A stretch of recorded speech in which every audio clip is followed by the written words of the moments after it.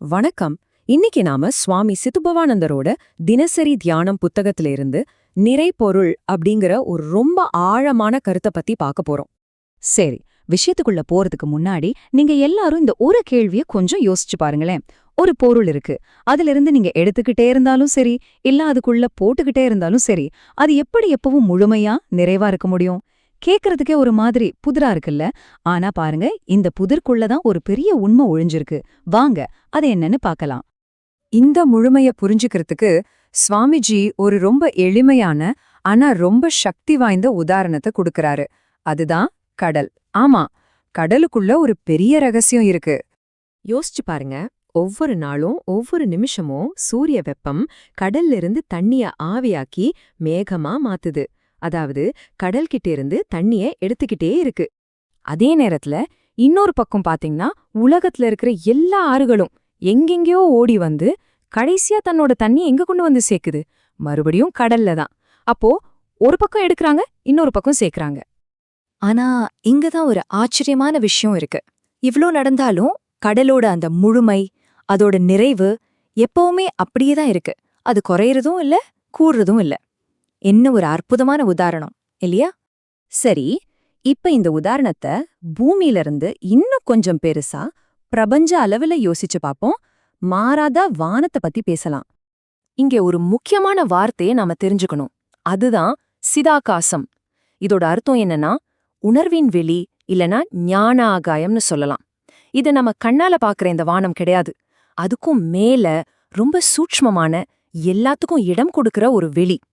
இந்த சிதாகாசத்துல தான் கோடிக்கணக்கான அண்டங்கள், நட்சத்திர கூட்டங்கள், கிரகங்கள் எல்லாமே உருவாகுது, இயங்குது, ஒரு கட்டத்துல மறைஞ்சும் போகுது. ஒரு பெரிய பிரபஞ்ச நாடகமே இதுக்குள்ளதான் நடந்துட்டு இருக்குன்னு வச்சுக்கோங்களேன். ஆனா இங்கேயும் அதேதான். இவ்ளோ பெரிய விஷயங்கள் நடந்தாலும் அந்த சிதாகாசத்தோட பூரண நிலை கொஞ்சம் கூட பாதிக்கப்படுறதே இல்ல. அது எப்பவும் முழுமையா, அமைதியா, எந்த மாற்றமும் இல்லாம அப்படியே இருக்கு.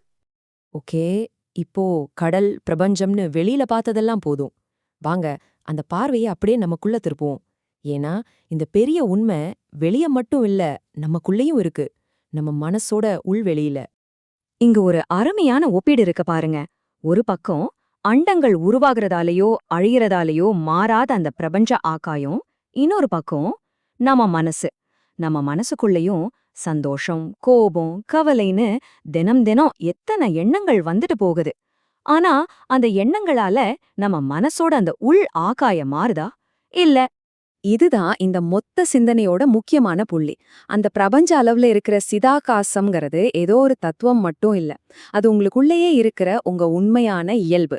எண்ணங்கள் எல்லாம் வந்துட்டு போற ஒரு திரைக்கு பின்னாடி இருக்கிற அந்த மாறாத முழுமையான பொருள் தான் நீங்க. அப்போ இந்த முழுமையை எப்படி உணர்றது? இதோட ஆதாரம் எங்க இருக்கு?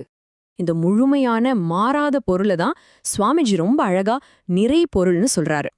எதுலேந்து எடுத்தாலும் எது கூட சேர்த்தாலும் குறையாம கூடாம எப்பவும் நிறைஞ்சே இருக்கோ, அதுதான் நிறை பொருள். அதை அடையறதுக்கான வழியையும் சுவாமிஜி முதல் வரியிலே சொல்லிடுறாரு. இறைவா, உன்னை நான் சார்ந்திருக்கும் அளவு நிறைநிலை எனக்கு வந்துவிடுகிறது. அந்த பரம்பொருளை, அந்த முழுமையை நாம சார்ந்து இருக்கும்போது நாமளும் அந்த முழுமையோட ஒரு அங்கமா மாறிடுறோம்.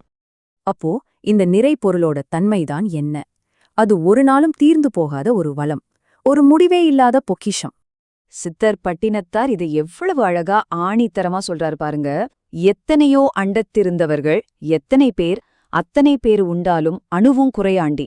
அதாவது இந்த பிரபஞ்சத்துல இருக்கிற எல்லா உயிர்களும் ஒன்னா சேர்ந்து அதை அனுபவிச்சாலும் அந்த நிறைவிலிருந்து ஒரு அணு அளவு கூட குறையாதான். அதோட இயல்பே அதுதான்.